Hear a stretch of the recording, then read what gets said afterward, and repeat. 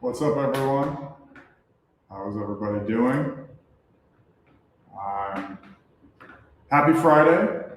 We are going to have a new guest with us today. Give me 1 second while I set up my screens here. Let me know in the chat if you guys can hear me okay, please, while I do this.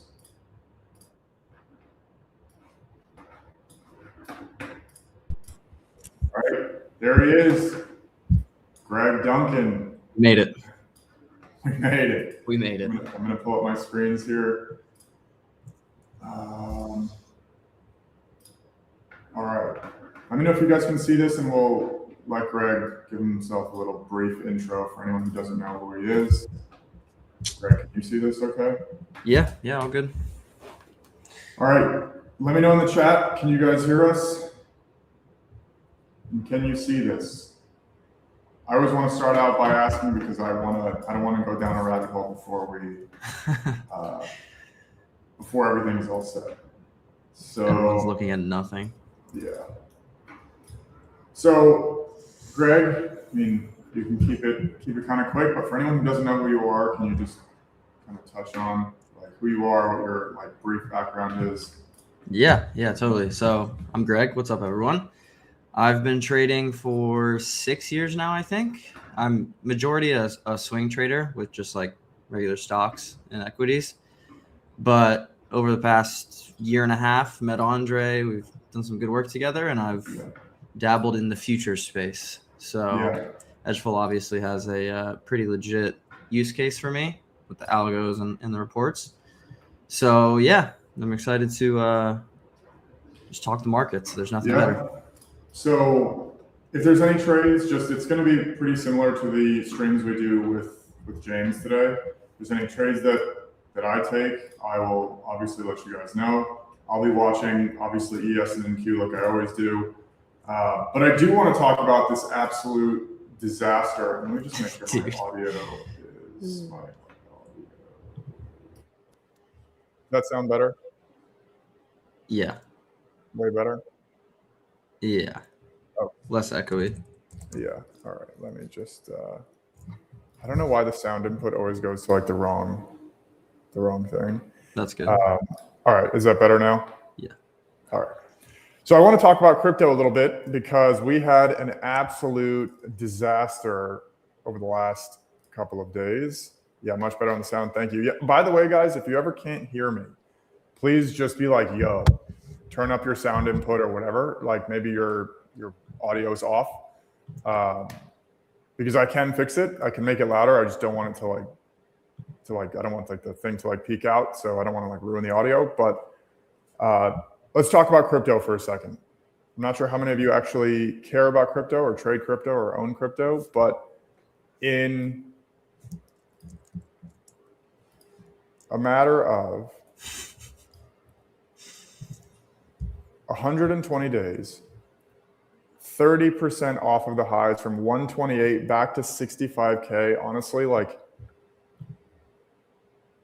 if we go to like 50K, I think it's going to be pretty concerning, to be honest. Like I would not be surprised if we go back to 40, but I hope that we have some sort of temporary or permanent bottom here. Obviously, like what I'm looking at in terms of like, just so you guys know, like I'm sure Greg has a little bit of a different way to do this. I'm curious how you would look at this too, but there's like a clear consolidation here. Also, those are like this is all the previous highs as well. So these are like the prior all-time highs in 21. Again, here, prior all-time highs. Now we get a little consolidation, price runs, but then now we're hopefully bouncing off of this area. This is the 70 to like 50K area, obviously a gigantic range, but like we're looking at a weekly chart right now. So that's going to be like, you can't have like $1,000 range on a weekly chart. But Greg, do you have any like levels or anything that you're looking at with Bitcoin? No, I think like on the futures chart specifically, like if you go to the daily, there's like we just undercut a pretty significant I'm looking at the. I should not go to the. I should go to the Coinbase one actually. Yeah, I had the Coinbase one up, but the futures one's interesting too. If you Yeah, want to. sorry. This is I'll go on the Coinbase one, but Yeah. similar structure here. I mean, practically the same. Yeah, I mean, honestly, it's one of those things where, like, what is max pain for people? Because obviously there's Michael Saylor or whatever who has, I don't know if who's down $10 billion now. Dude, I think his average cost is 70K. So if his average cost is 70, dude, like, it's unbelievable the amount that he's feeling right now. And I would imagine most people who have been like hodling or whatever you want to call it are also max pain, which it's one of the ingredients definitely for a bottom is where is everyone hurt the most, and then let's stop them all out and go back higher. Yeah. So I've gotten like 10 texts from people that don't trade that are like, dude, should I buy some Bitcoin? Should I buy some Bitcoin?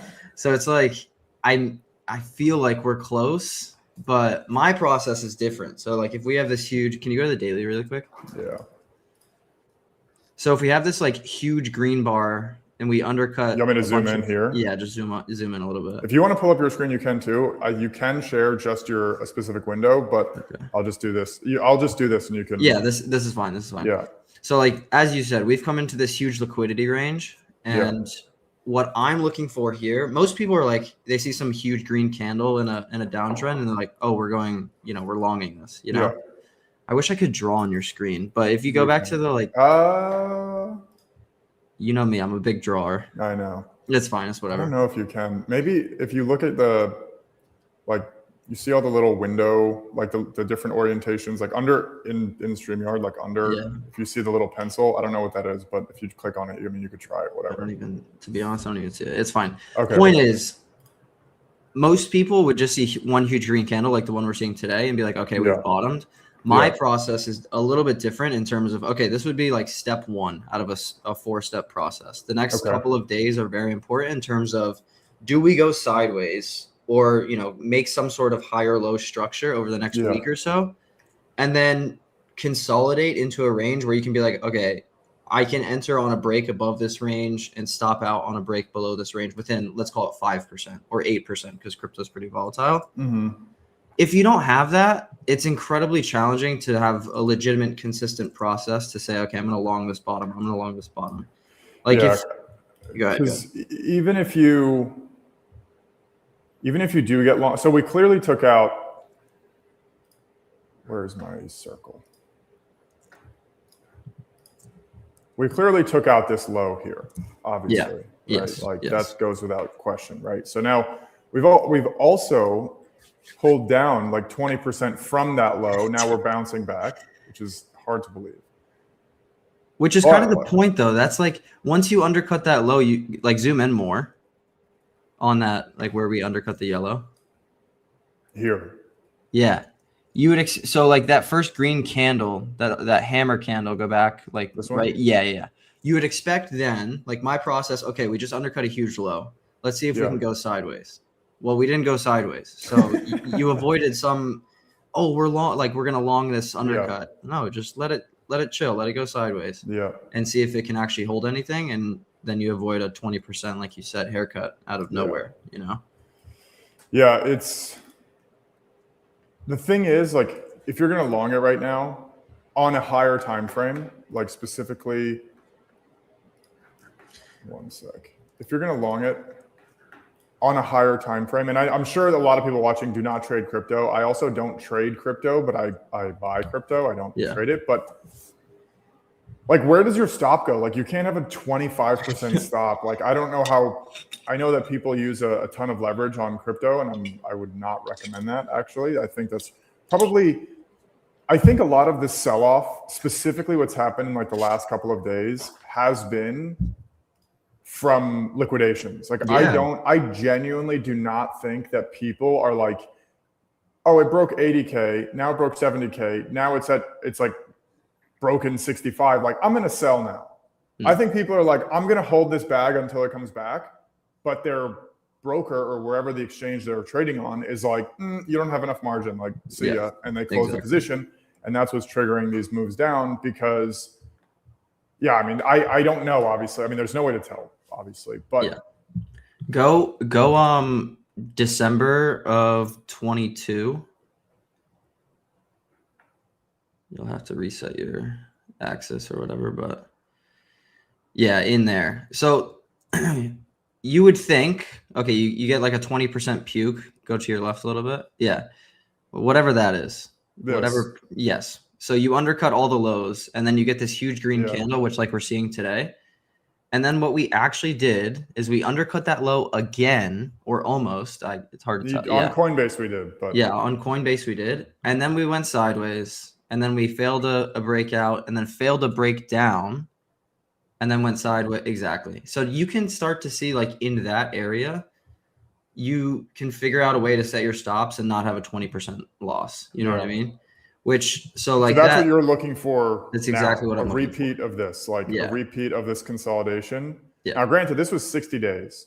Yeah, it could take a month, 2 months, 3 months, But the point is, if you just like you want to see, you got to see something repeatable. If there's no repeatable pattern, then you're just going to get destroyed again and again and again. Like you want to see something like this. Yeah, and if we don't undercut lows, that's fine too. Like that last. This? Yeah, like exactly. Basically like just a set of higher lows. Exactly. Yes. That would be perfect. And that would give most people time. A valid stop. Right? Too. Yeah, you get time and a valid stop, which in the crypto space, people think everything's not happening over a 10-year span. It's like tomorrow we're going to the moon. So just like come on. It's not really how the market works. But we open. Let me pull up the 1 sec. Just pull up the economic calendar because I just want to see. Okay, consumer sentiment at 10 today. So let me just. Consumer sentiment at 10. I've actually never done this before. What I just did right now, but it is a good reminder to have this because now I'll know, like, as we're approaching this, like there is data coming out here. I've never done that, but I always forget, and I don't want to forget. But we got 1 minute, we got 56 seconds until the market opens here. First thing that stands out to me, and let's actually just pull up edgeful quick. We went a little bit of a rabbit hole on crypto for a second, which is fine. By the way, we are going to be changing the what's in play. So for everyone who's asking to have a pre-market state for what's in play, we are going to have that. I'm actually, after the market opens, I'll show you guys what it's going to look like, and I want to get your feedback on it. But pretty much what stands out to me right now is, and we just need to give it a second, give the what's in play a second for the market to open, but we are going to have pretty much like something to look at pre-market. So you're going to be able to see like what's setting up, like is there a gap up or is there a bullish outside day or is price above or below like the ICT open or whatever, which I think will be great. But the market is now open. I'll switch to a 1 minute quickly and have an Amazon alert crossing 211. But we got an inside open, yeah? On Amazon? No, on NQ. Oh, yeah. And on ES too. Yeah. I was going to say not on Amazon. Is that up or down? Did it report earnings or anything? Dude. Oh, it's I'll pull up the chart in a second. Yeah, it got smacked. It reported earnings. Bro. Yeah, it's insane. Hold on 1 sec. Okay, so what I'm going to do here is turn that off. Okay. So I have my ultimate reversal setup indicator on. I always obviously have it on because it gives me my key levels every day. The gap fill, previous day's high and low, the midnight open. Now today the midnight open's a little bit far, so I just turned it off for now, unless we start to see price kind of get closer to it. But in the meantime, I'm going to pull this up. So we just need to give this a second to load. By the way, how has the load speed been? I want to hear in the comments, how has the load speed been from this week on edgeful? Because we fixed it. and I want to make sure that we did. I need to know how has the load speed been? Significantly better on my end, that's for sure. Yeah, me too. Dude, I'm trying to join the chat and I can't. YouTube's blocking me. What? It's fine. YouTube is blocking you from commenting on your own on this stream? Yeah, I'm like trying to do it through StreamYard, so I'll probably just have to open YouTube. Hold on 1 sec. I'm gonna hear myself. That's gonna be tragic. Red, right here. Red wanker. I don't know if that's right. Sorry, if it's not. But thinking about it now, it's a lot better. I'm extremely happy to hear that. That was the intention. I told you guys that we're going to fix it, and we did fix it. I would still like to hear if you guys have any specific pages that you're not like that, like aren't doing well. But the load speed should be fixed now. So GG trades, I'm using the ultimate reversal setup indicator right now. And I'm going to turn on my orb indicator too. So what I'm doing here is I have the RTH. So it's technically not RTH. It's technically just the New York session. By the way, we are about to get a move here for, I'm going to explain this. It's probably going to happen as I'm explaining it, but previous day's high here is about to be hit on ES, and that's going to be that inside bars report. And you can see here, inside bars by weekday on ES, 90% of the time on a Friday, price is going to break previous day's high, and it just did. Yeah. So this will go away in just a second, but the what's in play is something that if you have it up, you're gonna get these A+ setups like sorted in order of what you should be focusing on. ES, 90% breakout on a Friday for inside bars. NQ, 89% breakout on Fridays for inside bars. So on NQ, which is definitely weaker right now, what this is saying is your target is right over here, previous day's high, right?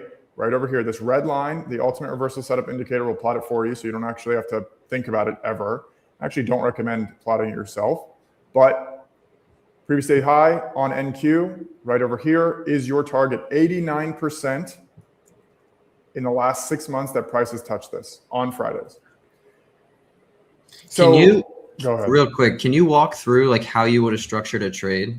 And again, everyone's entry and exit criteria are going to be different, but in terms of, you know, when you see price opening on ES or NQ within yesterday's range, and then you pair the 90% stat on Friday that you just covered, how are you thinking about going and trading this data specifically? Because that's the key, right? Like, how can we make it actionable? Yeah. So what are you thinking there? So to be honest, I hate when what happens on ES happens. What just happened right now on ES, I hate that. Because I'm not entering on the first minute. Like, I personally don't do that. I know a lot of people that do that, and I know a lot of people that have really good success because you can catch a really strong move. But I need some structure, and for the guys who have been watching, for the guys and girls who have been watching, I like to probably wait for the most part that first 15 minutes to get some sort of structure. Then from that structure, I will use it to take a trade targeting right here. So like on NQ, what I would like to see now is something like this, right? With like higher lows and then continuation to the top. But I need some structure, specifically in the New York session, to go off of.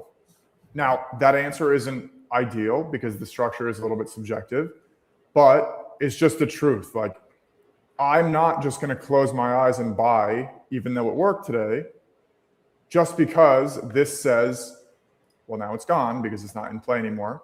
But just because, I'm going to go to the completed section here at the bottom, because this is 90%, I'm not just going to close my eyes and buy, right?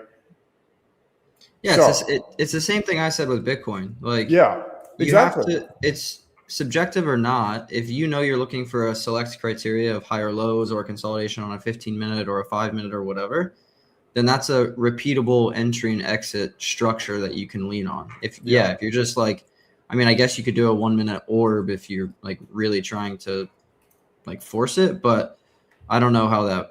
I'm not really a 1 minute orb trader, so I agree with you. I'm in the same space. Like I would be 100% waiting for some sort of consolidation on a 5 minute or a 15-minute time frame that allows me to say, okay, I'm going to put my risk here. You know? Yeah, and James and I do the same thing. Like we stream twice a week. We talk about the trades. Like James and I are waiting almost always for the orb to form. And we do obviously have the indicator for anyone who's new. We have the indicator that has the little dashboard on it. So you can see that the orb is currently forming. But I'm liking what I'm seeing on NQ right now in terms of the structure. Like we still have some room to breathe here to get that trade. Like we're still 100 points away. ES is not in play anymore. So like that's kind of out of the question. But if we can start to build some bullish price action in this area and we start to like have some structure to go off of, I will happily take a long targeting the previous day's high.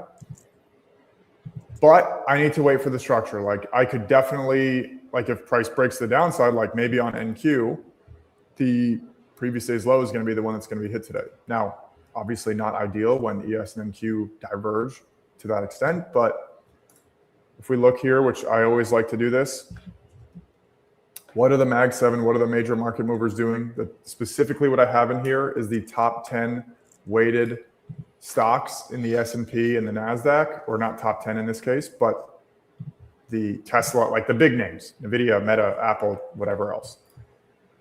And I'll use this as a form of confluence as well. So right now, the only thing that's really down is Google in terms of the current price action that's like at the open, not the overnight. Like if you look at Amazon here, like Amazon got like absolutely demolished overnight, but I'm not talking about the overnight. I'm talking about like what is actually happening with the price action this morning. And I'm hoping, to be honest, that we don't get that move higher on NQ because I would love to take this, but I'm just not going to do it on, I'm just not going to do it here. Yeah. So. Yeah, this is not like the best market for, I mean, like I said at the beginning, if anyone missed it, I primarily trade stocks. I've been cash for what feels like 3 months now. Like I've had a couple of trades here and there, but there's really nothing attractive, and I don't really short that often. Yeah. There's really nothing that attractive on the stock side either, you know? Yeah. It's pretty crazy. I mean, gold and silver was I got lucky and I shorted gold a little bit, but it's really unbelievable that run up and that sell off over there too. Yeah. So in my what's in play, and by the way, everyone watching, in your what's in play, we added most popular ES and NQ as a template to everyone's edgeful dashboard. So you don't have to worry about like building your own templates or anything. Just you will have this. And I'm just trying to pay attention here because I'm really hoping we get like a decent pullback right now. That would be great. But I don't know if we're going to. Yeah. I would like to get a decent pullback, but pretty much the what's in play right now, what you're going to get is the remaining setups for right now. So we do have 9 other setups that are forming, but you can see one of the reasons why I removed the ICT today was because on ES and NQ, ICT by size, 0% of them have reversed in the last 6 months. 0%. So I'm not really interested, obviously, in like targeting ICT. Like that's completely out of my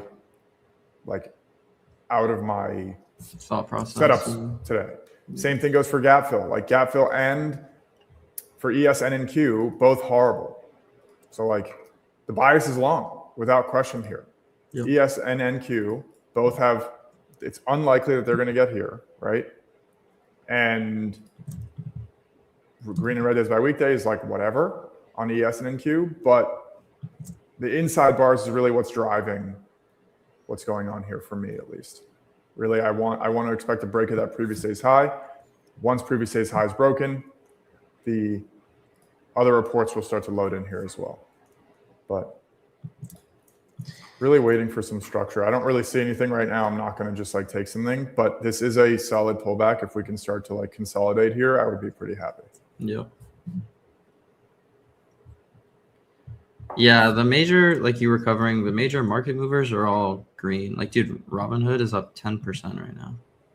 Did they have earnings yesterday? Yeah. TradingView says they have earnings Tuesday. Upcoming Dude, Tuesday. they got demolished. Yeah, they got ruined, bro. Same I'm with not gonna lie, PLTR. like 150 was ridiculous. Yeah. It's the same with PLTR. PLTR at 200 was insane too. 220. Yeah. It's crazy. It's crazy. But that's what happens though. I mean, these runs go so crazy. You use moving averages or whatever if you trade stocks to stay in positions, and then once we break moving averages, you just get out. Dude, you like the what is it? Moving average sweep? Turn me up. Hold on. I need to see it. I'm gonna add it to my charts right now.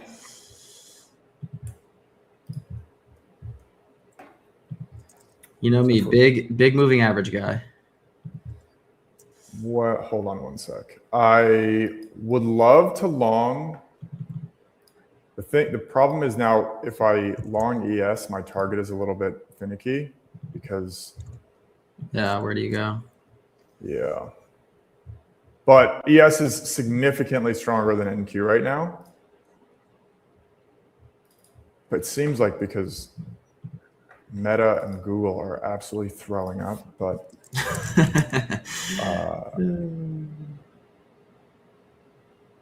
yeah, Meta's getting clapped.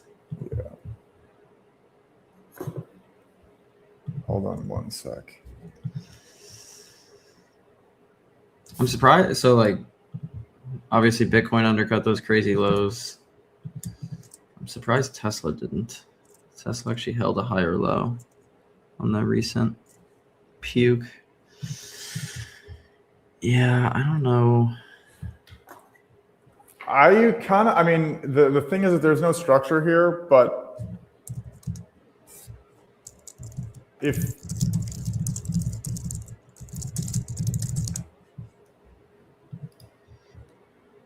I don't know, man. I'm trying to think. So there's a question here, what would be a good pullback on NQ? I mean, the problem is that this is not enough structure. I'm on a 1 minute chart right now, but I mean, this is like, I don't know. This is kind of like hindsight almost to even plot that out. If we go to a 5 minute here, like there's nothing. So I personally do not like days like this. Because if it just keeps ripping and ripping and ripping and ripping, like I'm going to be not happy. Now, we do still have the orb hasn't even formed yet. We still have 1 more minute. Up, there it is. But, I mean, if you did enter here on this pullback on the 1 minute, that would have been awesome, especially the setup on what I was saying here on ES was I would love to long ES off of the previous day's high, but like, where do you target now? So. Interesting. Yeah. How do you view like the midpoint of the previous day's range? Like, do you use that at all in your trading or no? I use it for inside bars buy open. Mm-hmm. And that kind of gives me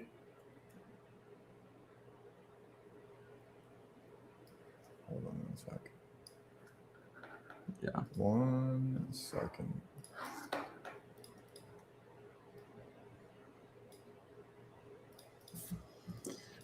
Yeah, it's hard because there's no, like you said, it's just been what 15 minutes of up right now. So there's no real, like, dude, how likely is it to enter on a pullback candle like that on the 1 minute on NQ, the big red one? I mean, what do you?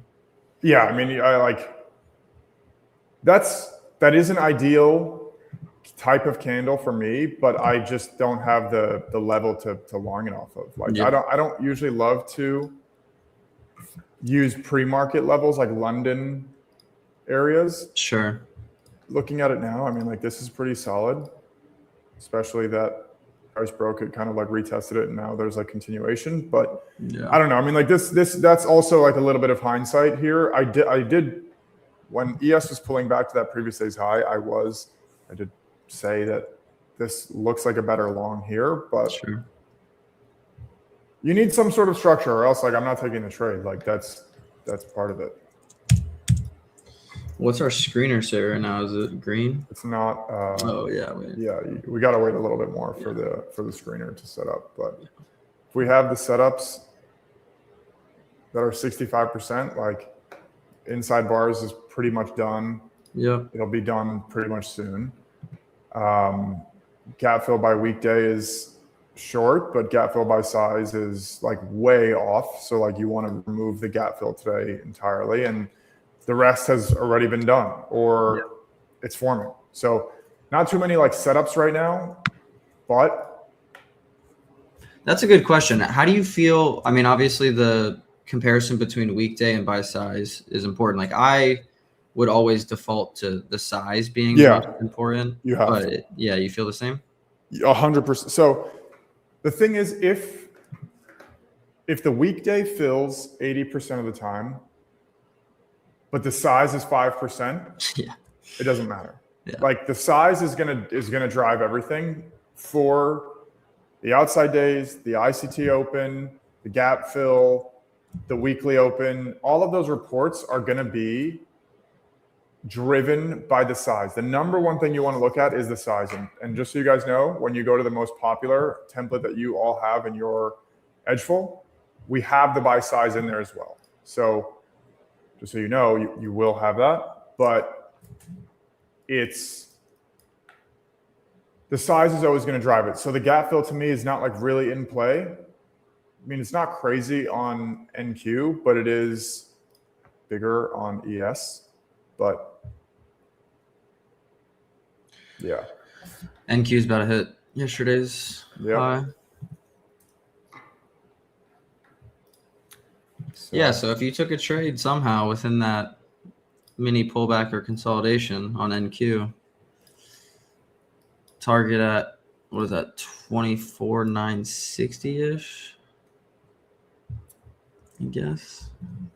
Yeah. Target, 960. Yeah. The thing is, like, now your risk to reward is all skewed. This is the problem that James and I. So just going to answer this question quick. Will what's in play show stuff before market opens? Let me pull this up quick. I'm just going to pull it up. 1 second.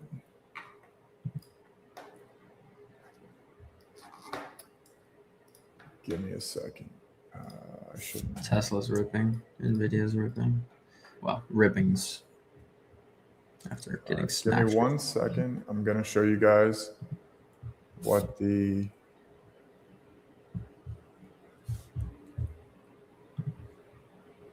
where am I?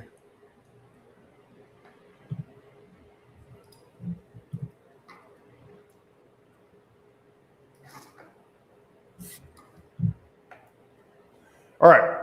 So what's in play pre-market state is, instead of just being a blank screen, what you're going to get is obviously the time, like the countdown, like you normally have.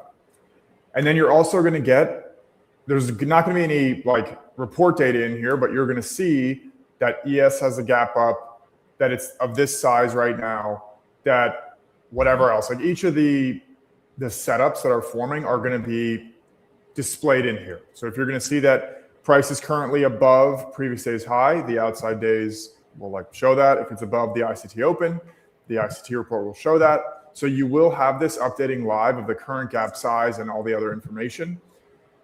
I'm curious what you guys would want to include in here, but as of right now, obviously this is a design, so you're not going to see like the specific details about it, but I'm curious what you guys would want that pre-market state to look like. If you can let us know in the chat, that would be awesome. but there is that inside bars on NQ. I mean, I don't really know what to do here, to be honest. Like NVIDIA is absolutely on a tear. Dude, these are like the hardest, in my opinion. These are some of the hardest days to trade because you see, I mean, you kind of forget that we've sold off so crazily, at least on stocks over the past 5 days. And you're like, oh, everything's green now. Like when I open my trading view, everything's green. Yeah. I should be long. I have some sort of FOMO or whatever. Yeah. But I mean, like how do you trade this? Where do you get in? Where do you get out? It's so hard. Also, follow-up question. You cannot see red, green percentages. So the reason that you won't be able to is because if there is a gap, like the day isn't set yet, right? So like the gap size is only determined at the open. If price is like right now, not to like get into the details because it doesn't like really matter that much, but just to show you.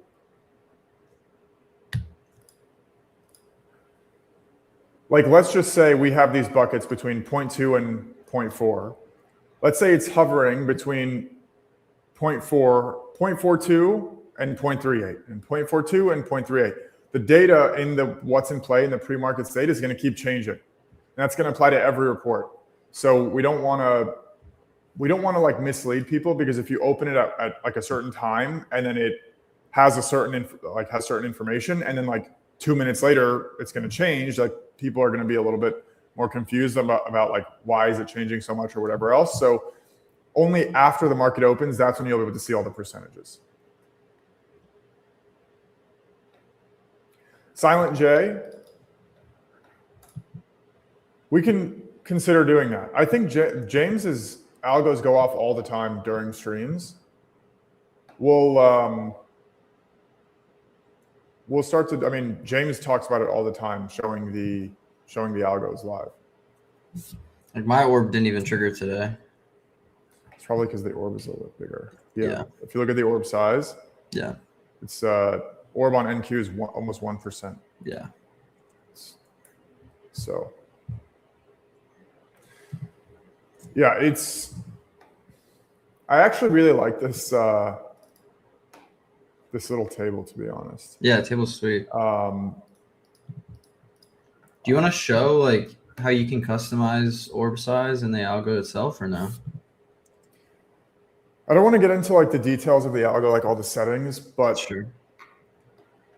I think the important thing is understanding that the algos, one thing is like when you hear algos in the trading space, you think of like plug and play. Like algos are not and should not be plug and play. Like we give you guys the foundations to go off of, but you have to kind of tailor it to you. There are people now that I know that use the edgeful algos with a ridiculously high risk to reward and a very low win rate. Like 5-to-1, 6-to-1, because when it rips, it just rips and it just keeps going. I don't like that type of trading style. Like I don't want to take 8 losers in 10 trades and then like kind of hope that the 2 losers are going to make up for the 8, or the 2 winners are going to make up for the 8 losers. Like I don't like to do that. I like to have a higher win rate and a lower risk to reward. Like I'm fine with that. I would prefer to win more. I'd like to have more consistency than trying to have a gigantic winning trade, because those bigger moves, it's a lot harder to catch them, in my opinion. They also don't come around as often. By the way, I do like this pullback that we're getting here. Yep.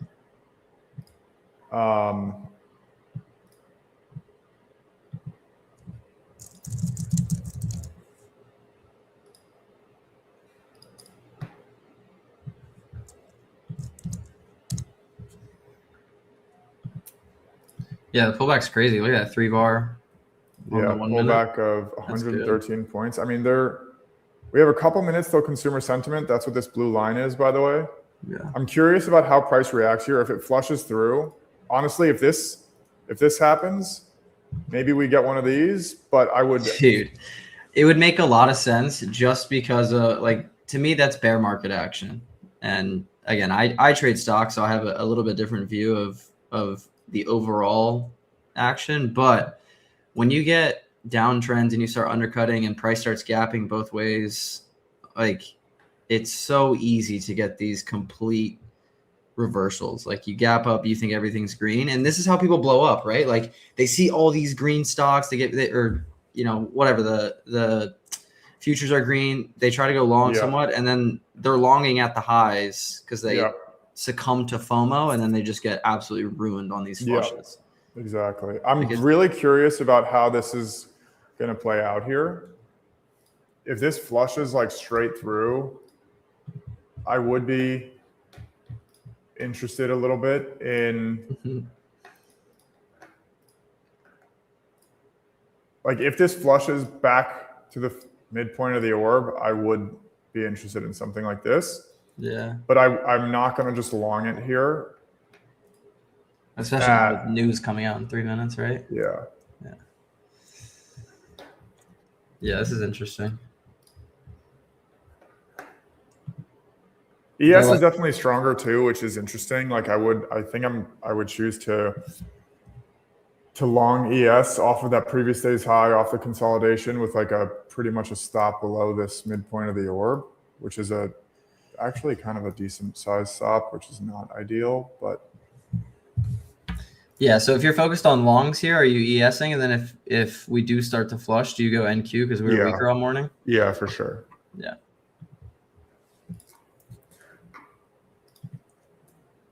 It's just about being like a little bit patient here because I'm not willing to. I think that the price action has been pretty clean so far, but I'm not as focused on.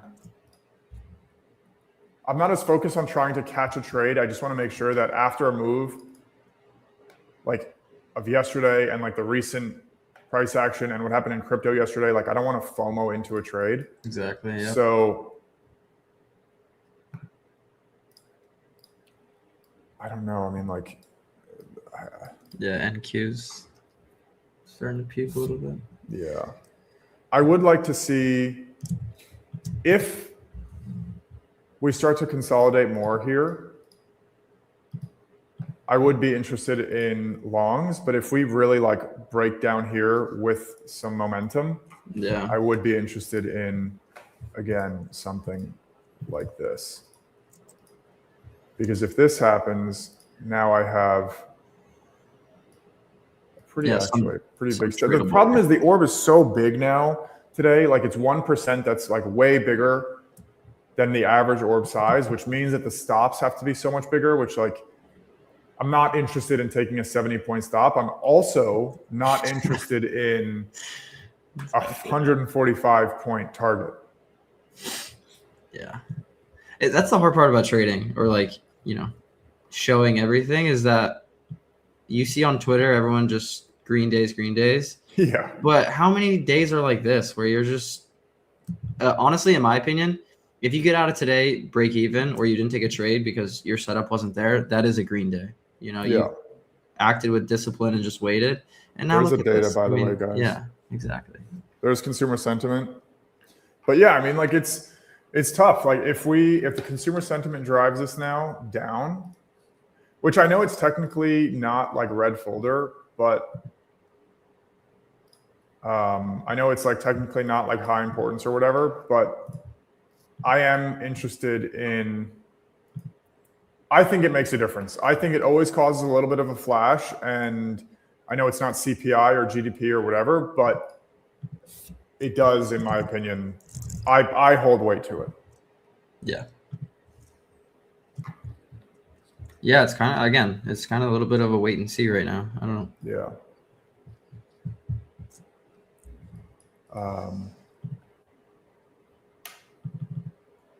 Hold on one sec.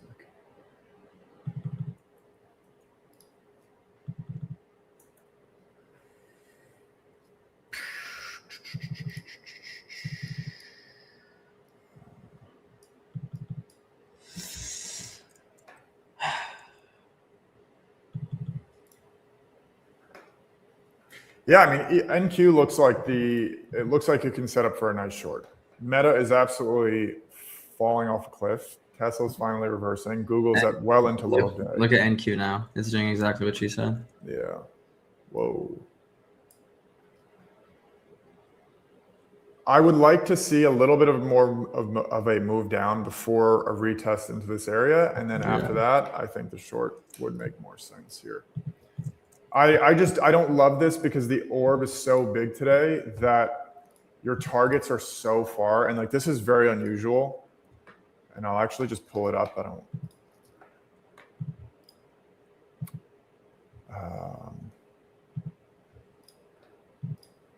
You don't use VWAP or anything, right? No, I don't. Like if we look at in the last 6 months, I'm looking at a 15-minute orb. The last 6 months, today on NQ, the orb is 0.92%. There's been 2 days that have an orb this big in the last 6 months. And they both double broke, huh? Yeah. So what would that look like today then? We hit lows, right? Yeah, exactly. I mean, it's still only 2 days, but sure, it's not unreasonable to expect price to flush. Now, if it falls straight down, I would be really disappointed, to be honest.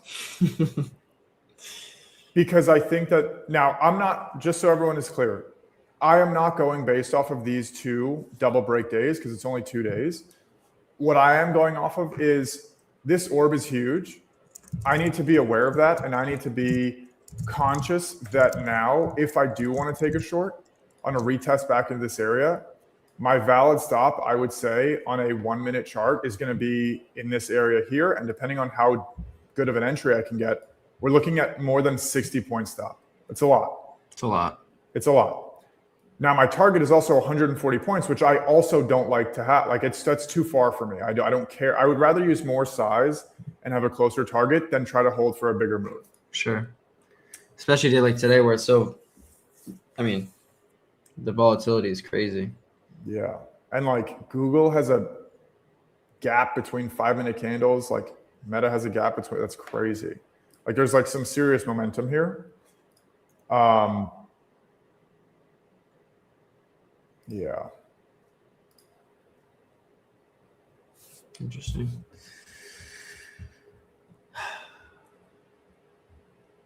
I love that even though there's only 2 instances, but the orb size at above 0.9 or whatever. Yeah. Both double break is so great. Yeah. We're not far off. I mean, at this point, like I should just close my eyes and take the short. Like, I mean, I don't know. Literally. I think that if ES breaks this midpoint of the orb, yeah, you could get a little. I think that NQ is going to be like in free fall. But I hope, like you said, I hope we get a little bit of consolidation here so we can at least determine some sort of range. And then you could like vary your stops, you know, like you could have your final stop above that green candle and then like a midpoint stop, you know. Yeah, this is I'm going to get a coffee so I don't just jump into this short, but it'll only be a second. I'll be right back. No worries.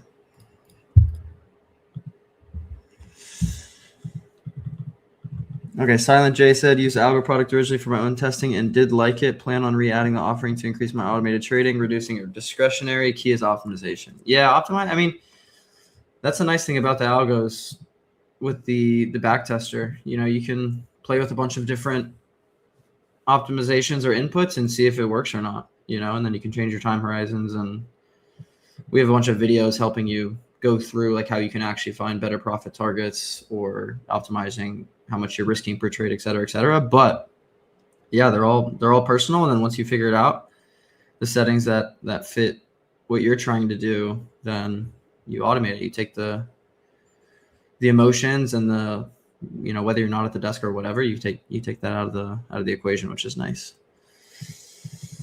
And then Roll said, I'm just thinking I want to know before market opens that I have a 90% chance of hitting PDH. So that maybe, yeah, I know. André and I have talked a lot about that, but it just gets complex in terms of how you, like, what I'm talking about is the what's in play loading data before the market opens. You just don't have that point to say, okay, 9:30 is when we're calculating everything. It just gets complex. So look at NQ puking here too still. I mean, puking's a little aggressive, but I definitely would not be surprised if NQ comes down to the low of day here, 24/7, 24/700. That would be interesting. But I mean, personally, I don't know how you trade God this. damn, dude. Oh my God. That was exactly what I was looking for. What horrendous timing. It's so good. Oh my God. I cannot believe that just happened. That's how trading goes. I can believe it. Oh my God. Like, dude, this is literally exactly what I wanted to happen, especially that move up was like deep into the hurting. Yes, I cannot I hope someone took it at least. Oof meter off the charts. Yeah, this is, hold on one sec. I'm going to pull this up.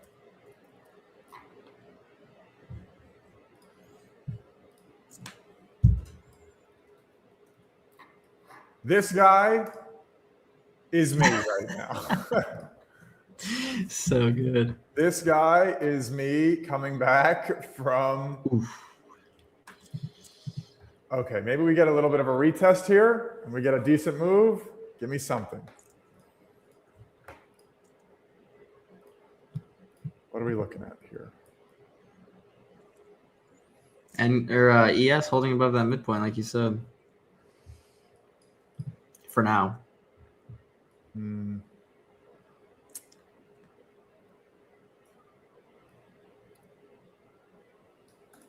Okay, so if we get a retest now, a stop above this wick is not valid in my opinion because it's. I'm sure it was fat. I didn't. Dude, see it was instant. Like it was instant. Okay, it was like 5 seconds. Yeah. So a stop above here is not valid in my opinion because like it's just not enough. A stop above here is valid. The problem is I'm not taking an 80-point stop. So the thing is now if it retests back into this, so I'm going to walk you guys through my logic right now because for anyone who watches this often, I do not like to take the second entry. Like if my trade setup forms and I don't take the first one, if it retests that area, I think the second time it happens is less valid. But my logic here is there's a move down, right? What I wanted to see was something like this, which we got. Now, if we retest this area, I want to be a little bit more patient with this entry. Where'd my thing just go? I want to be a little bit more patient here with this entry because I wouldn't be surprised if we get into this area again if we don't flush here. So I'm trying to be patient. And now, where is it? Hold on. Mute yourself, yeah. The other side of it, look at ES. So ES comes down to that almost midpoint, and then now it starts to. No, I'm here. Okay. This book, in my opinion, is the only valuable trading book. Okay, I'm interested in this bounce, by the way. To be short here. I love that because this is what makes a market. Like I'm looking at ES. I think ES is better than NQ. But long or short? Yeah, ES long is better than NQ. This is what me and James do all the time. He's like, dude, I'm going short. I'm like, dude, I'm going long. Exactly. I just look at everything else. I mean, Tesla's at high of day almost. I'm expecting a break of this wick here. I would be curious. Is there a catalyst? Is there news right now? Did something happen? Is there a tweet? Is there someone speaking? Looking. because this is not, this kind of seems a little bit off compared to what's going on here. Like, is there? Let me ask Super Grok.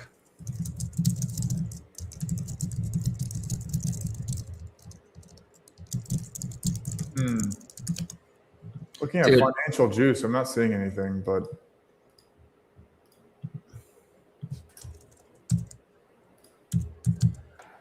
I don't know. It's just like, so Apple's near highs, NVIDIA is near highs, Tesla is at highs.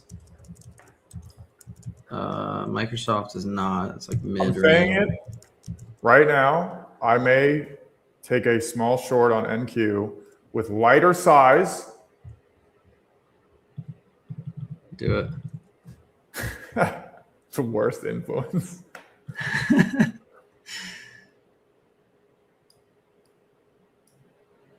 The thing is, ES is like ripping like there's a catalyst. ES like, is strong, bro. ES is strong.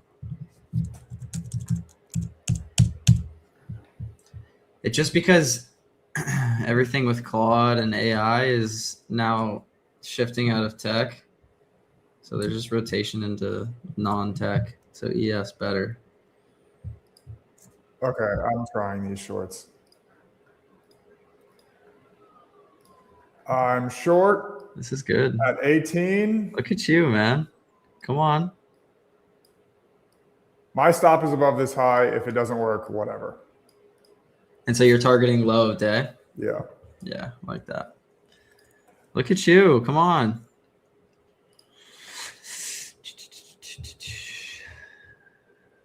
So this is I'm in this trade right now. If I get stopped out, whatever. Yeah, Lonnie said YM ripping. It's just that rotation. Well, I could get absolutely rinsed right now with this, this little stuff, but I'm sitting in this trade. I'm using lighter size. I'm sitting in this trade. I am. Dude, pull up YM. Oh God, don't. Dude. Oh my God. Oh, that's hilarious. I'm sitting in the shorts. I'm totally okay with being in these shorts right now. Dude, I think it's actually positive. I'm still up like 30 points right now. Yeah, so, I think it's a positive YM's at highs and NQ's puking. Like any sort of weakness in NQ will definitely hit low. I need ES to break this range right here. I need ES below the midpoint of the orb.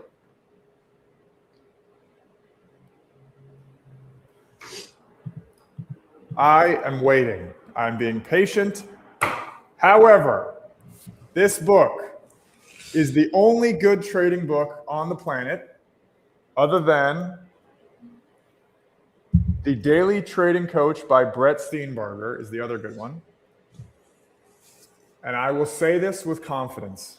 And I say it with my heart. With his heart. With my heart, I say this. Trading in the Zone is the most trash, absolute garbage book I've ever read on trading psychology ever. Such a hot take. That is not a hot take. That is absolutely correct. Trading in the Zone is absolute trash. It is the most like vibey nonsense I've ever read. There's no action items. There's nothing to do. There's nothing you can take away from it to be like, okay, here. The amount of times I guarantee if there's a PDF of Trading in the Zone and you just do Command F or Control F, market energy, there will be 2 million responses. I kept reading it and like out of principle, I was like, I have to finish this book, but it was such a grind for me. I was like, this is so bad. This book, however, who is the author? The author is Mark Douglas, or the author of Trading in the Zone is Mark Douglas. This is Jared Tendler. I think it's a fantastic book. What he says in this book is everyone has emotional triggers. Each chapter of the book is about each of the triggers. One sec. Can we just get this move down already? There you go. You spoke it into existence. My stop is now at break even. I'm currently up Where are we? Hold on. Why did this thing go? How many points is this? Well, 50 points. I'm not letting this trade go red. Break even right now. So anyone who's in this trade, go break even.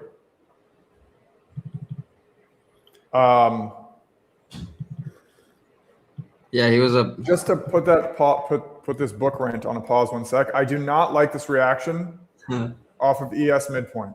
I do not like that reaction for the shorts off of the midpoint of the orb, and I'm literally about to get stopped at a break even, which is absolutely terrible. Oh, this is so good. And I just got, honestly, after being up 50 points, I just got stopped at 0. You should be happy. I think we're about to rip.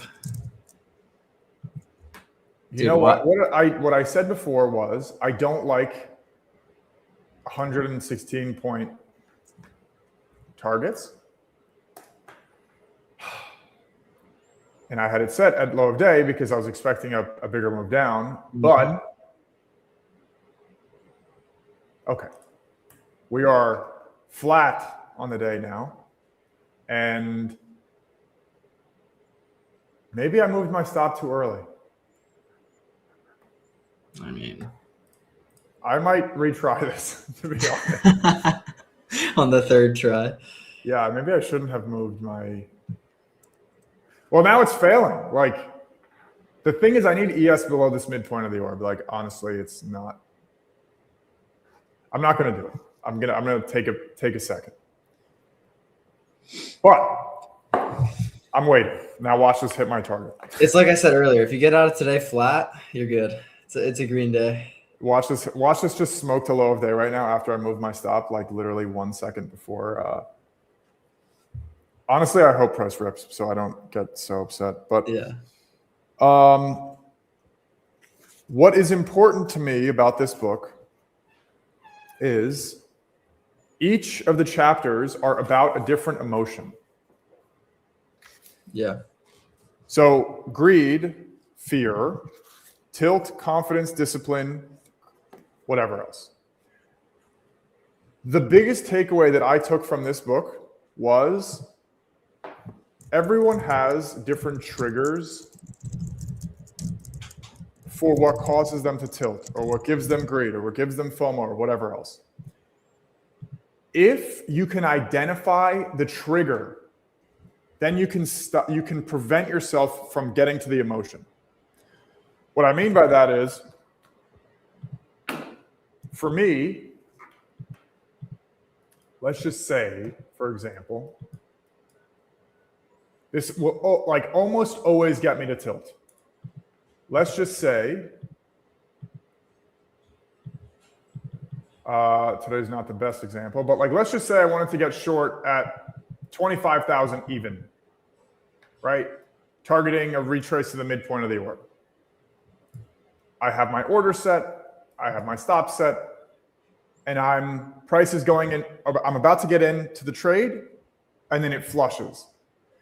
And now my risk to reward is off. Now I can't take this trade anymore because the stop that I had was valid at the time. And then now it's going in my favor.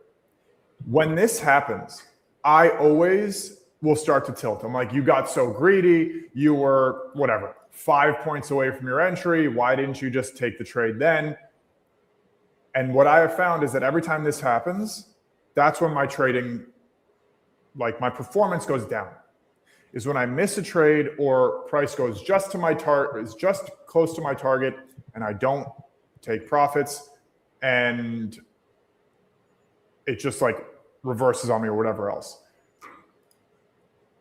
So what I've noticed is that if this happens, I will like physically get up and I'll go make a coffee or I'll go get a water or like I'll do something else just to like reset.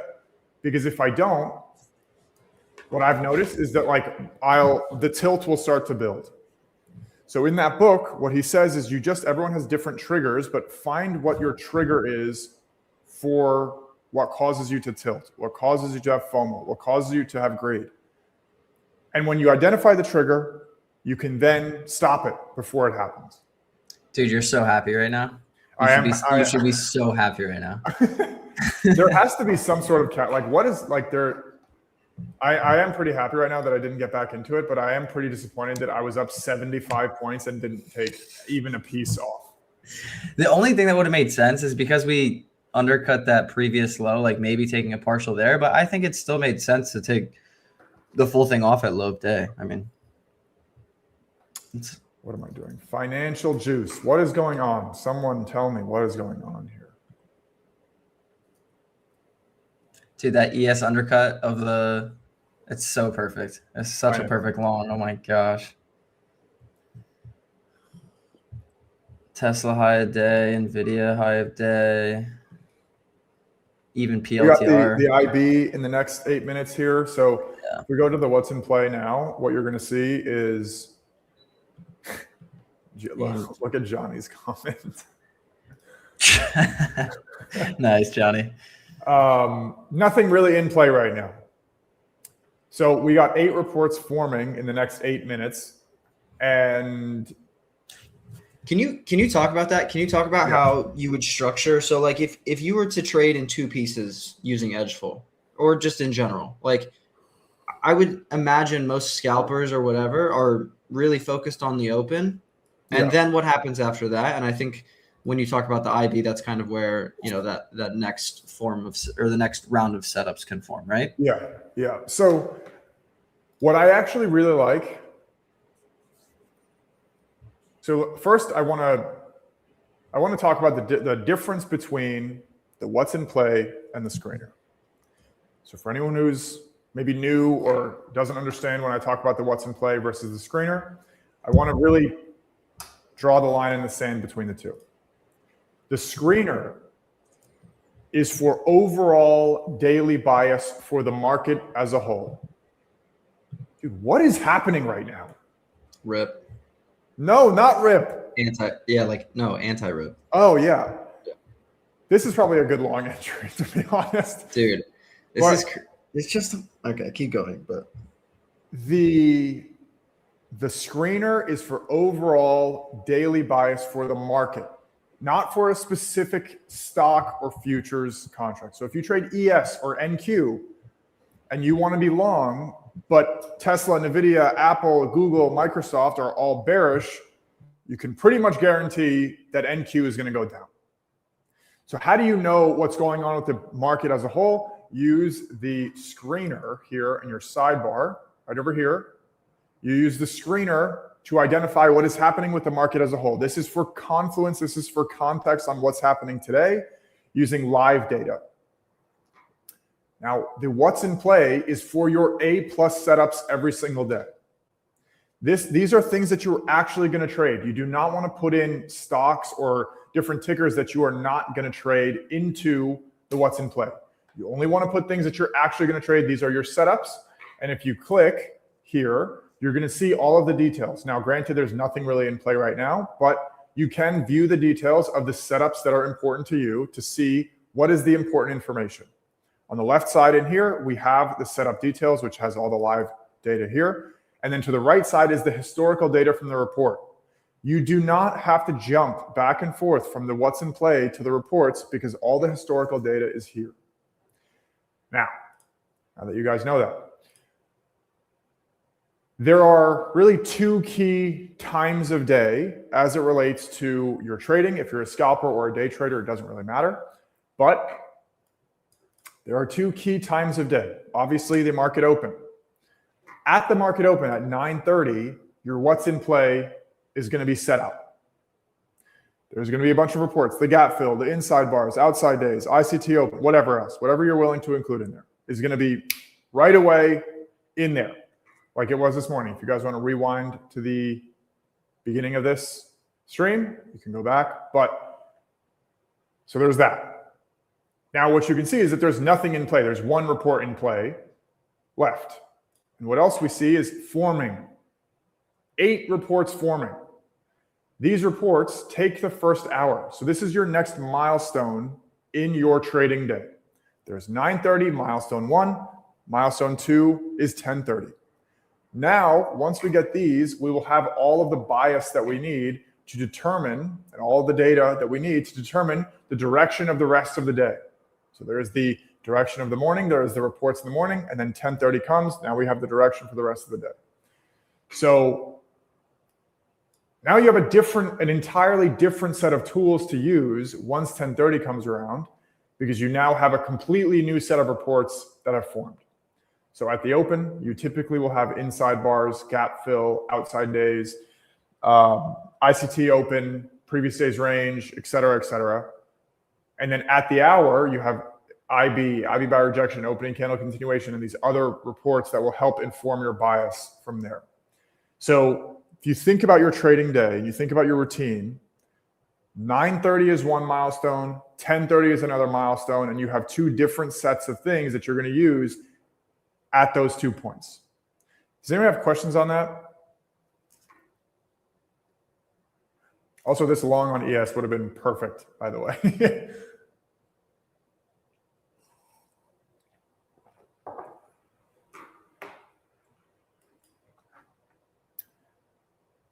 I'm a little bit concerned. You're muted, Greg, by the way. I just saw that, yeah. I think one of the things, as you were talking about that kind of clicked in my brain was, okay, let's say you do trade the ICT on the open, cool. And then you can wait 15 minutes for the orb to form. You can trade the orb after that. And then you can wait the next, 45 minutes or whatever until the IB finishes. And so you can almost structure your day into, like you said, either 2 or 3 milestones. Yeah. And then you can get away from the screens. You don't have to sit at the computer all day. Yeah. So Lonnie said, on my IB. Yes, long IB. I just put on the IB indicator. Still forming, obviously, because we got 2 minutes until it's formed. But what we're going to see in a minute is the IB by rejection. IB by rejection, pretty much, I'll go to the report actually.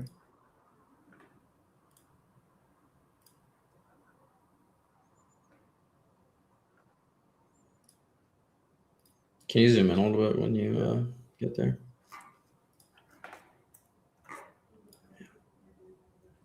Okay. IB by rejection measures the sequence in which the initial balance was formed. What does that mean? If we look from left to right on the screen today on NQ, we see, if we look for the low and the high, which one was further to the left?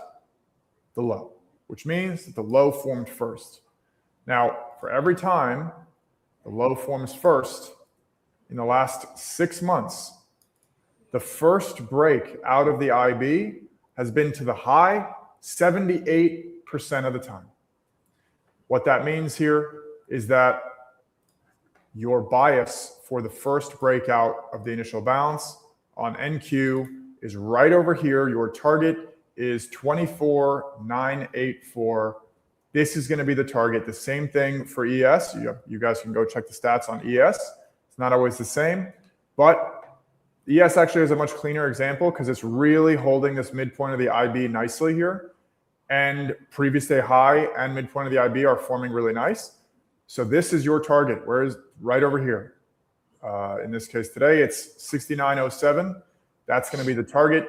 Now, it doesn't mean it's going to go straight there. Obviously, we're consolidating right now, but right over here, when price pulled back into this previous day high midpoint of the IB, this was a nice area, and this consolidation that I've had on my, or this zone that I've had on my charts all morning. Great area to get long from. And I really like when there's the confluence for multiple things. I'm going to read your comment in 1 second. But I like when there's confluence on multiple levels in the same area that you can use as a support or a resistance or a stop or whatever. Like this to me on ES is very significant. Previous day's high, midpoint of the IB. If I put on the orb for a second, it's close to the midpoint of the orb as well. Not perfect though. But in this case, like there's clearly something going on here at the 6880s area. this area over here, there's like clearly some level of interest, and that to me is significant.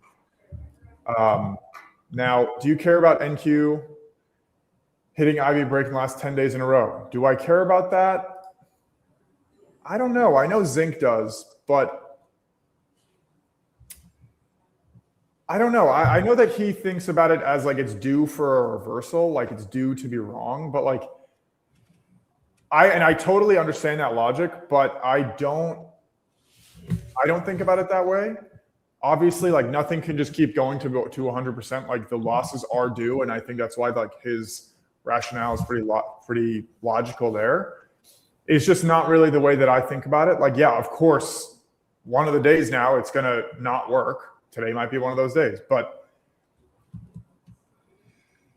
you can be more conservative with your size if the streak is a little bit alarming for you. But that's again like one of the reasons we don't tell you really like how to interpret it, because if you want to use more size or less size, or you want to use a more conservative target or whatever, like you can do that too. So there's that.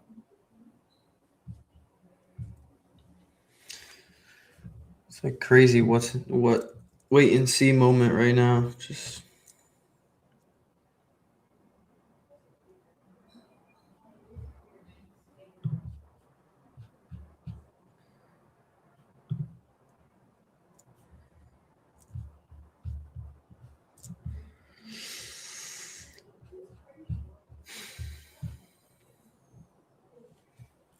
that's the hard part about streaming.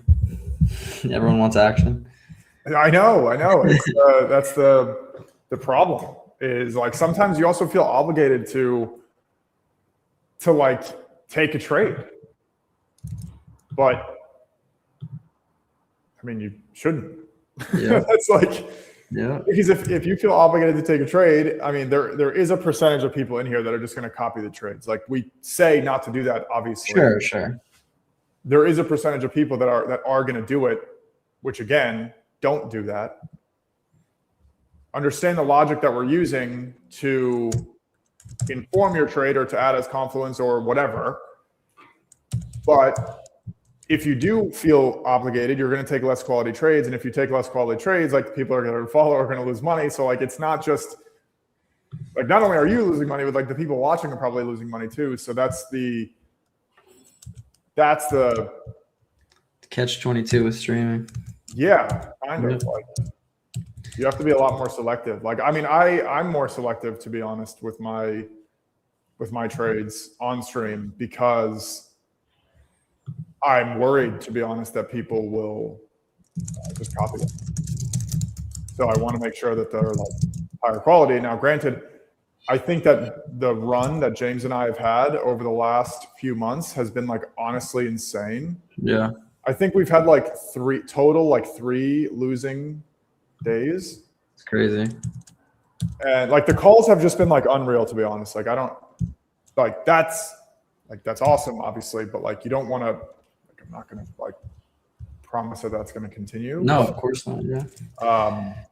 Dude, so I mean, I don't know what the screener is showing, but if you just look at like Tesla, NVDA, and all of these big names, they're all at highs. They are all at highs. So when I see that, I'm expecting definitely ES to break this IB right now.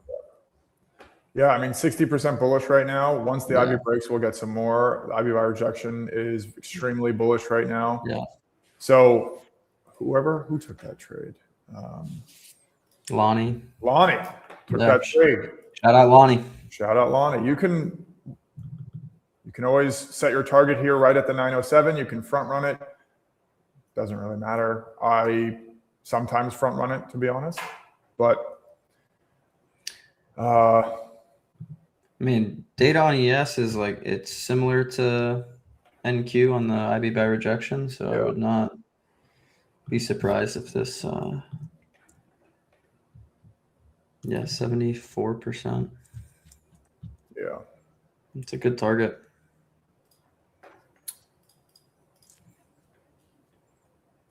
Yeah, aren't you happy you stopped out? Well, I'm not happy to take partials, but I don't like to take, I'm not, and for the people who are a little bit more like recurring watchers of the stream, I am not good at taking partials. Like my TP1 is always the better TP, and I just don't, I'm not good at setting that second target, because in my mind, by the time my TP1 is hit, like I immediately go to, okay, there's another 300 points on the table and I'm going to try to capture that. And like most of the time there's not. Yeah. And it just reverses back to like worse off than what my TP1 was. But this is also kind of interesting here on NQ. It's kind of like a little area here. It's not as clean, honestly, but yeah, ES was definitely the better. Like if you're gonna go long, ES was the way better setup. Yeah, that's what we were saying this morning. So yeah, I talked about this with James too. I didn't even say it, like Greg, you just kind of like picked up on it, but always, I will always long the stronger one and short the weaker one. Clearly, without question, NQ is the weaker index today. ES is the stronger one. That's why when I went short, I was short NQ. And when this candle happened, I was saying this is a really good long. I think I was explaining the what's in play or something. I was like, this is a good long opportunity on ES, because ES is the stronger one. Doesn't mean that NQ isn't going to break the IB high or whatever, but you don't want to like have ankle weights by trading like the opposite one. Like you don't want to go long NQ, or I mean, I don't like to go long NQ because I'm like, oh, it's lagging, it's going to catch up, and I'm going to catch a bigger move. Like I'd rather trade the one that's stronger to like reinforce the confluence that I already have, or at least bake it into the trade. Yeah, it's like swimming upstream versus swimming with the current. Like if you know ES is longer all day, why would you not take advantage of that? Yeah. So especially, dude, YM is still like, dude, what is happening? James loves to trade YM. He would have been so happy today, even though it's just, I don't know, it like went straight up off. You can't, I mean, you can't trade that. Yeah, dude. I mean, this is actually not horrendous. For the people who like moving averages, I feel like this is probably your dream, to be honest. Which ones do you have? 21? I just have, these are the default, 9, 21, 50. This is on a 1 minute though. Yeah. If I go to a 5 minute, like, I just don't know how you like enter that. Even here, like, are you going to enter based on like off a bounce off the 50 after a move like this? I don't know. No, definitely not. Watch ES here. Yeah, it looks like it's ready to just rip it. Yeah. I wonder if we break IB high and we finish up like 2% on the day or something crazy, you know? Just grinding? Yeah, just grind it higher. You know what I'm going to do, actually? It's like Max Payne, dude. I mean, what? Dude, Bitcoin high day too. Oh, I'm angry. I literally looked at Bitcoin last night. I'm going to tell you the timestamp yesterday. Hold on.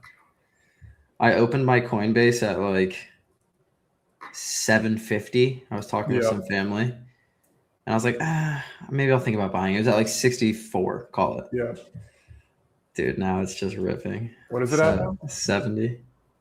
Oh, it's at 70? Jesus. Well, I guess not quite. It's at 68, 672. I'm going to pull my screen back up in just 1 second, guys. I'm just trying to pull something up quick.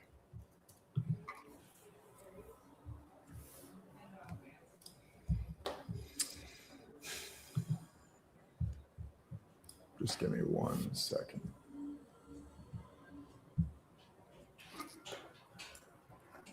Hold on. This IB indicator is great, dude. Yeah, man. We try around here. Yeah. All right. So I want to show you guys something. And it is the new version 1 of edgeful AI. This version of edgeful AI, and you can see right over here, price is about to break, ES is about to break the IB high. So what was it?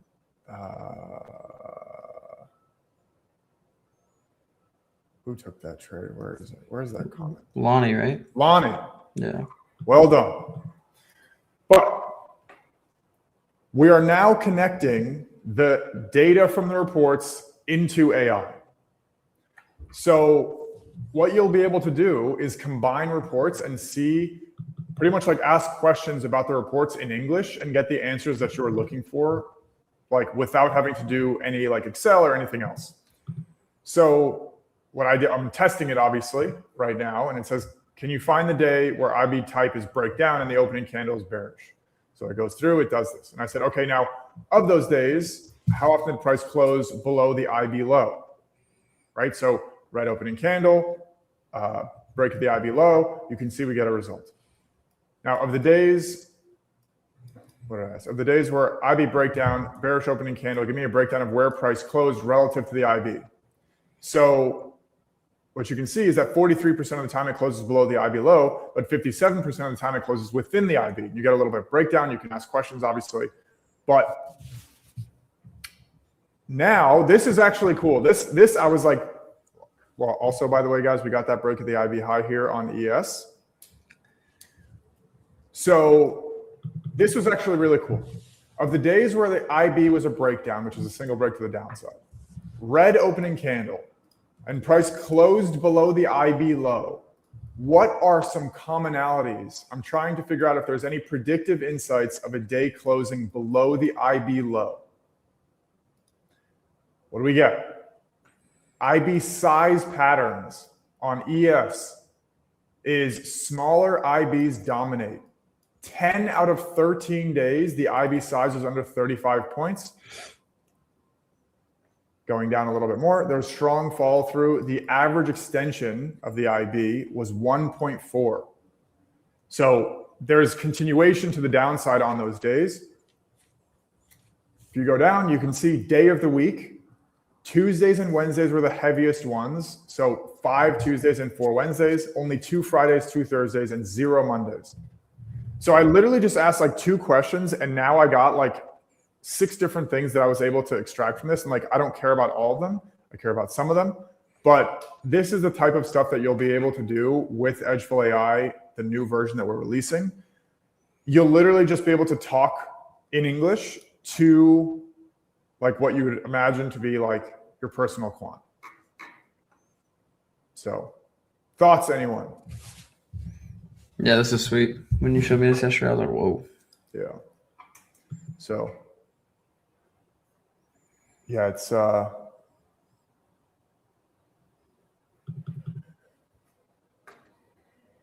that's great. Will edgeful be available in French? Will edgeful be available in French? I think you can do a translation on your Chrome, on your Google Chrome. Can you do that? Yeah. So Jess, just so you know, on your Chrome, like Google Chrome, you can translate any page into whatever language you want, I'm pretty sure. So you can definitely do that.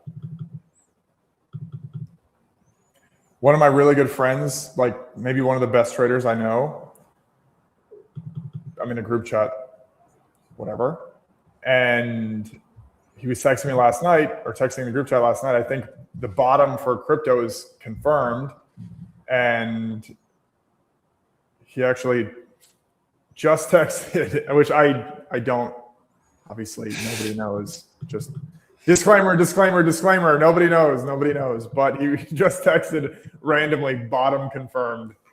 Hilarious. So I would not be surprised. Let's see what's going on here.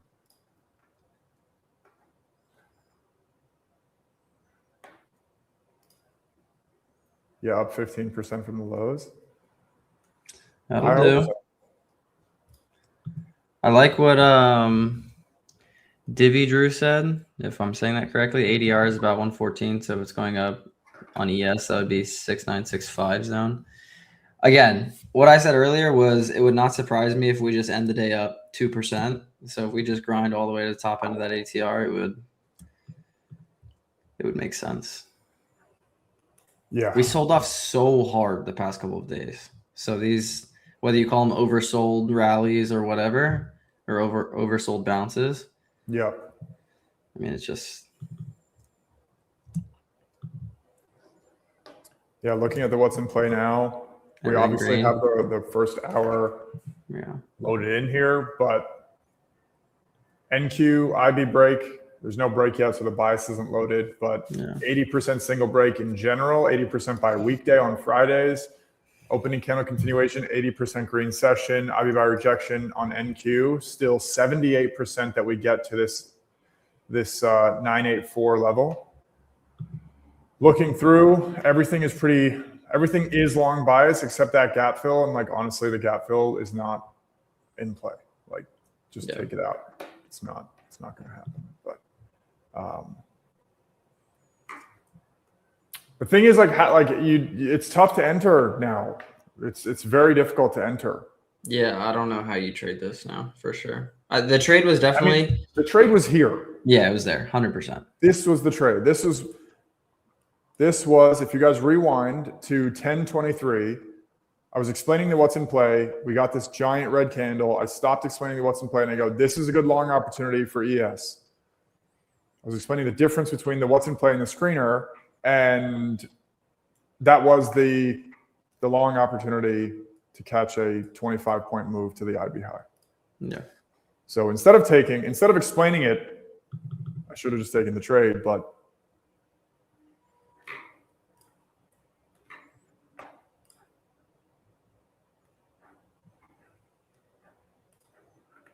it's just, the market's so classic too, because you're like, I want the IB, or I want ES to be below that midpoint, right? It undercuts the midpoint, does that little hammer thing, and then just rips the opposite way. It's so classic. I see Coach Ray. So if I open up,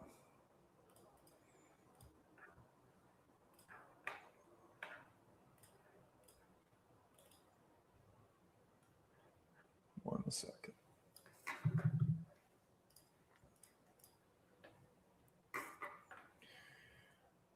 So here I have the 0.5 and the 1 extension on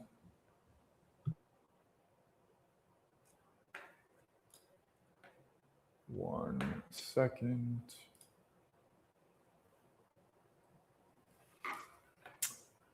Okay.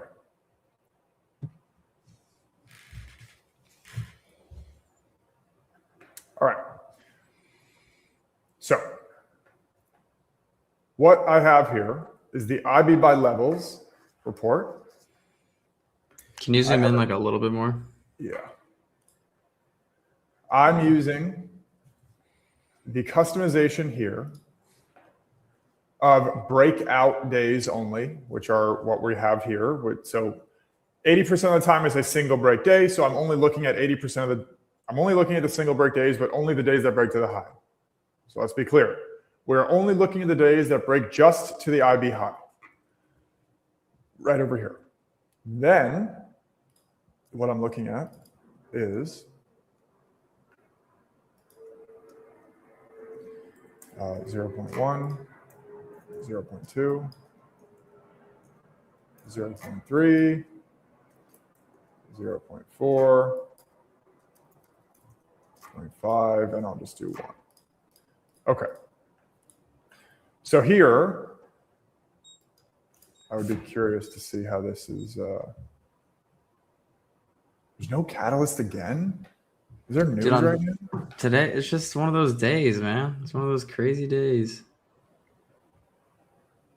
Okay. So, wow, this is crazy. In 3 minutes, 100-point move on NQ. And like, I don't want to say go long here because like, I think that we got pretty exhausted up here, but yeah, this is the IB by levels report. So this is the question I'm answering right now. IB by levels says how often on a day that breaks out to the top side, which is today, does price continue to touch each of these levels? Each of these levels are a percentage of the IB range. So in this case today, we have an IB on ES that's 57 points. So if I go from the IB high, 57 points higher, that is a one-time extension, one-time standard deviation, one-time whatever you want to call it, one-time level. You're taking the IB and you're stacking it above. That's how you think about it. Now, I do not think that you guys should be plotting these levels manually because you are absolutely going to be plotting them incorrectly. We have the indicator. It's part of the edgeful subscription. It's part of the plan. It is included. Use this. Do not plot these manually because it changes every day. So make sure to use the indicator.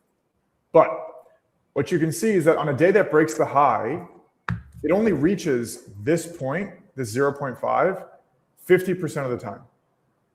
It reaches the 0.8 or 80% of the IB range.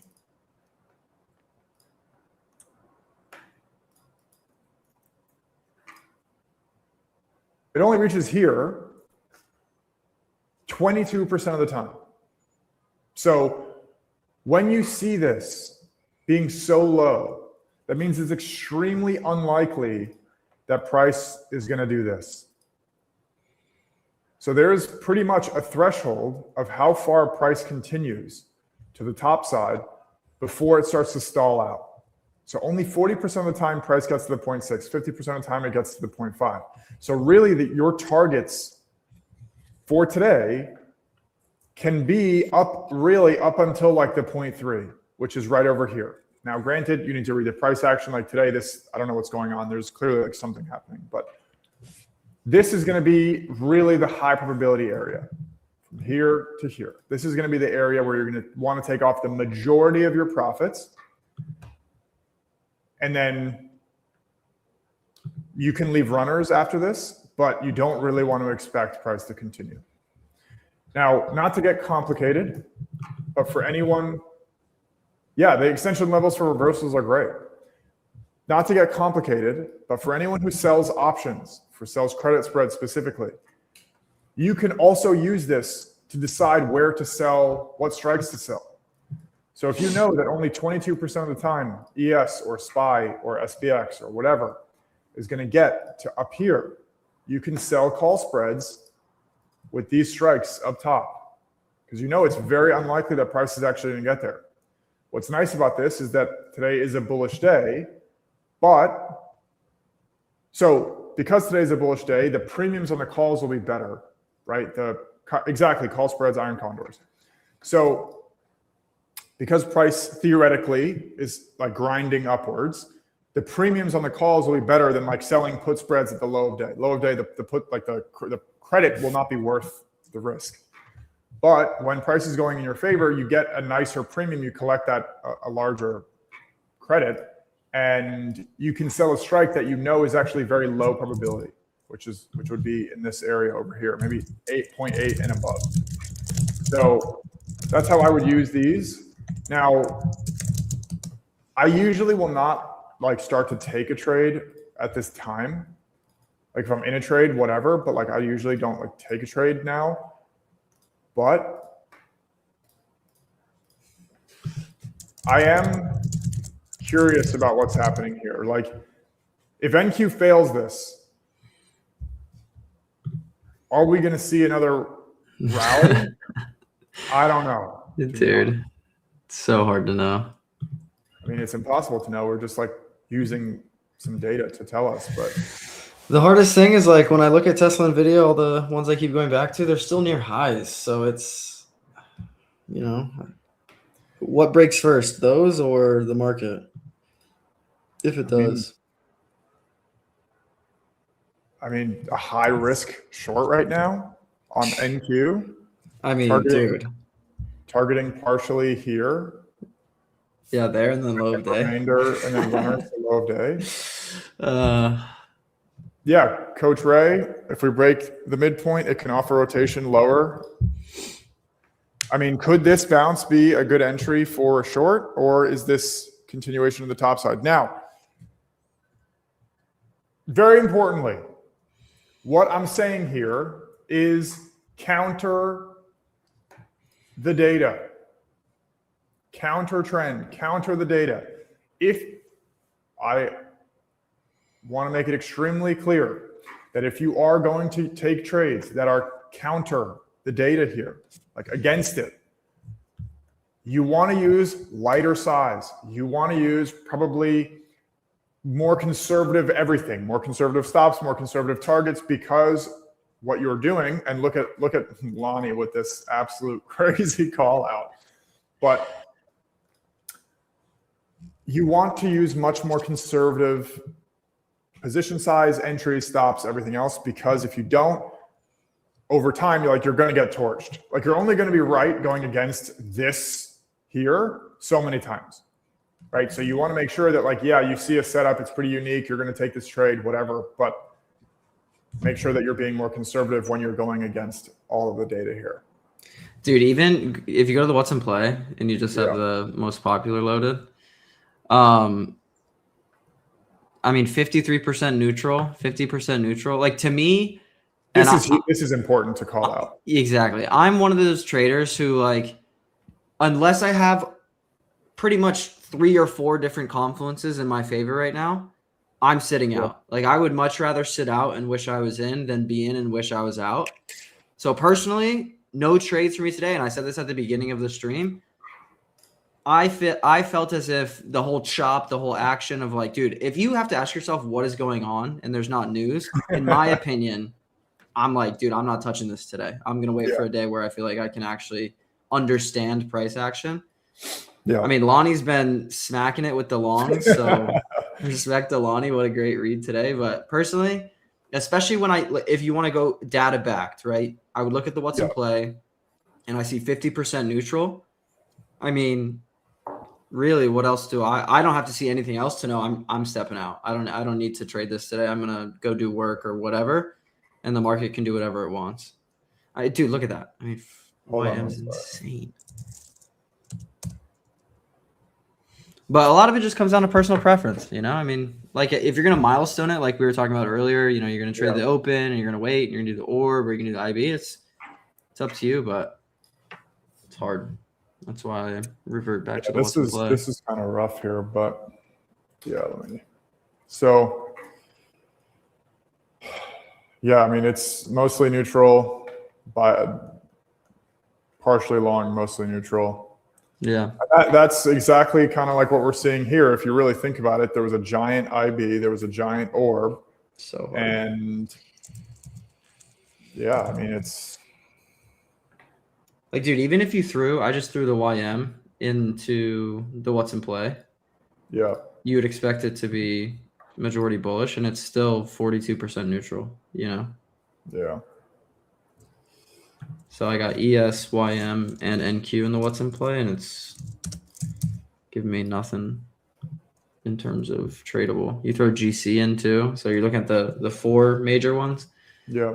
47% neutral now. So, I mean, you can't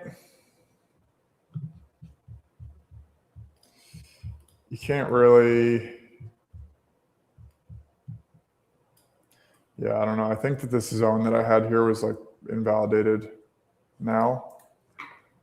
On ES? Yeah. Yeah. On ES. But I think it is a little bit lower here. Agreed.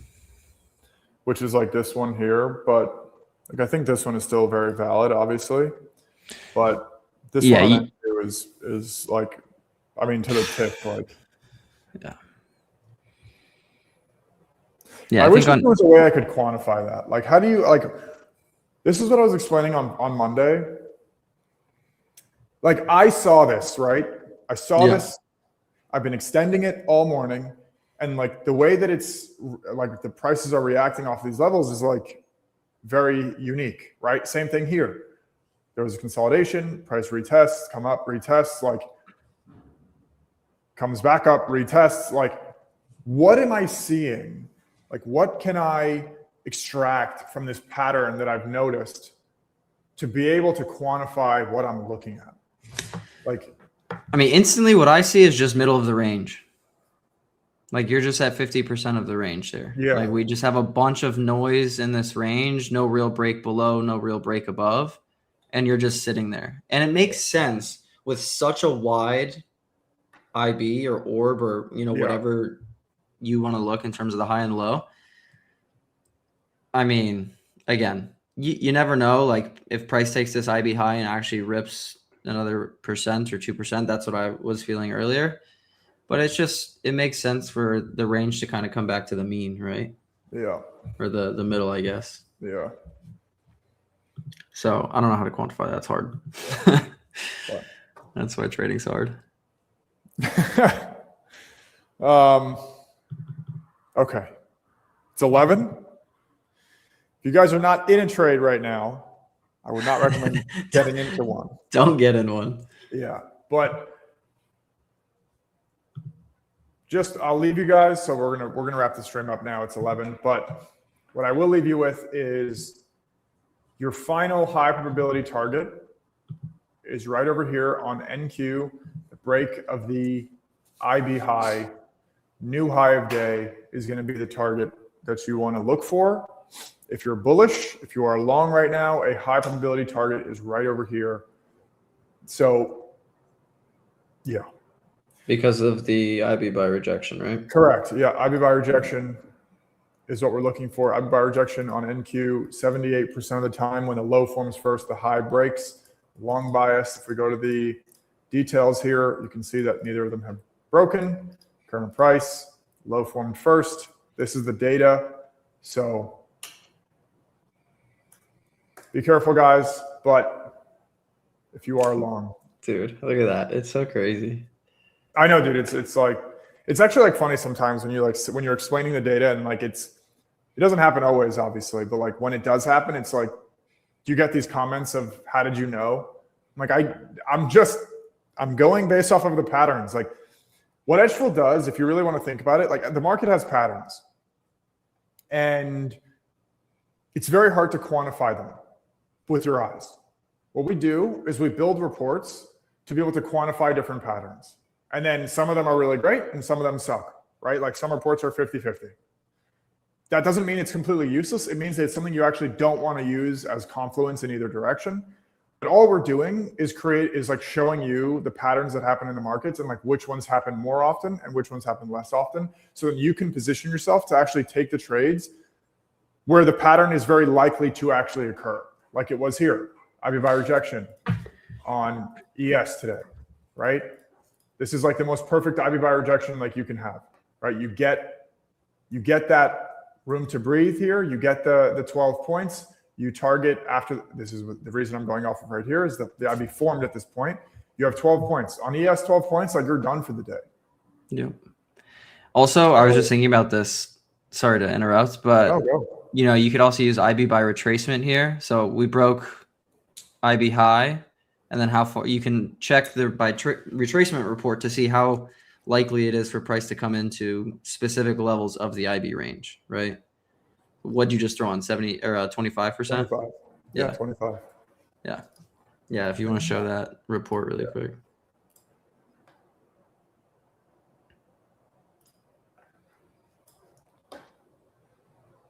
And then do ES too. Yeah.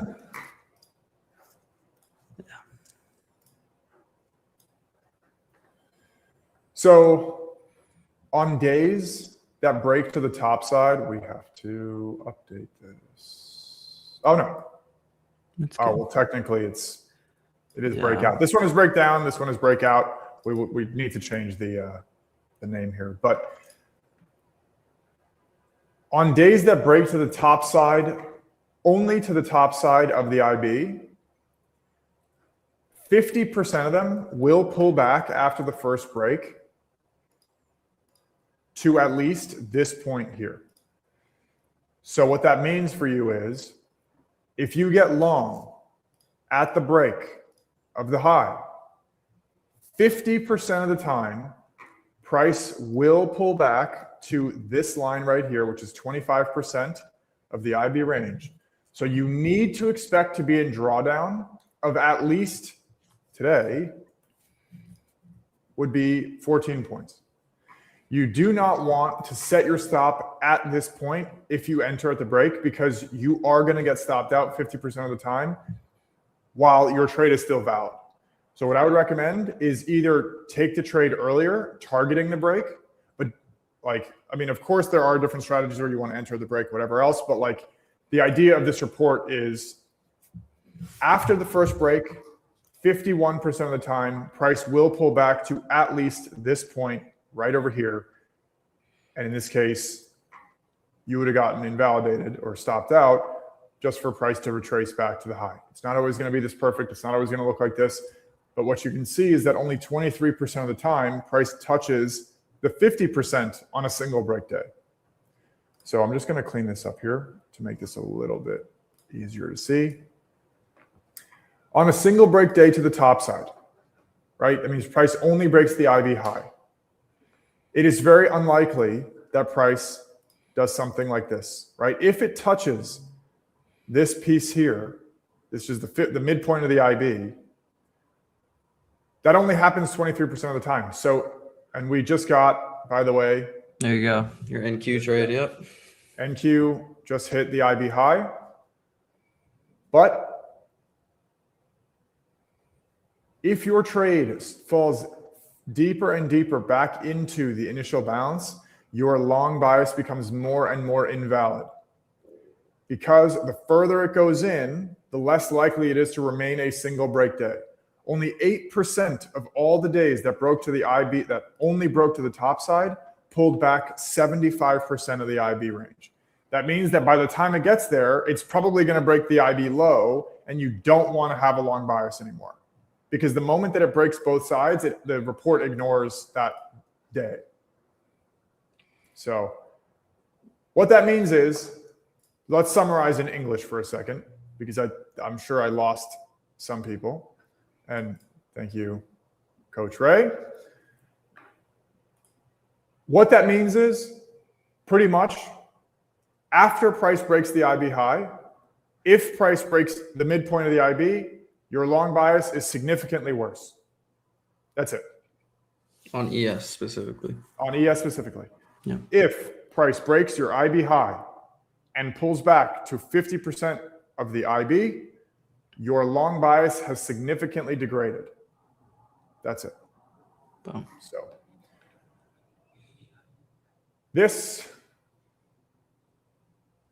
was textbook.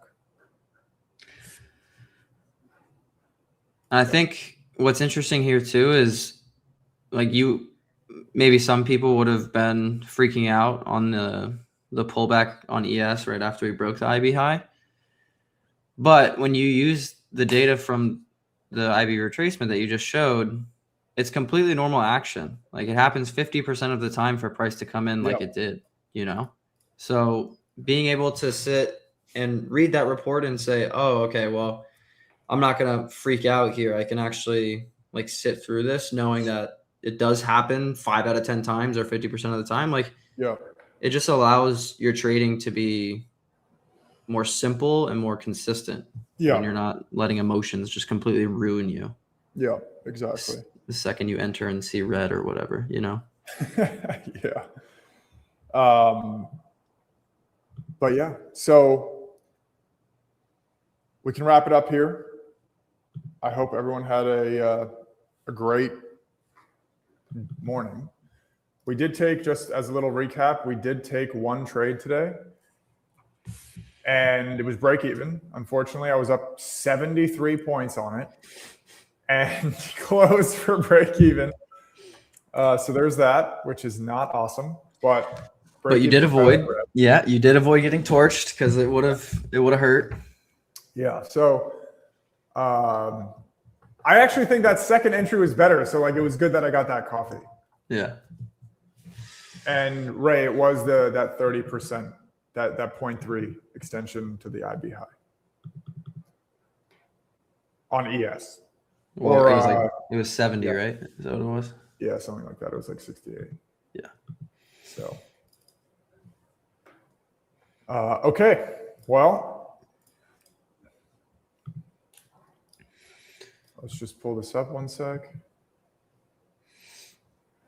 Yeah, I mean, flip bullish. Yeah.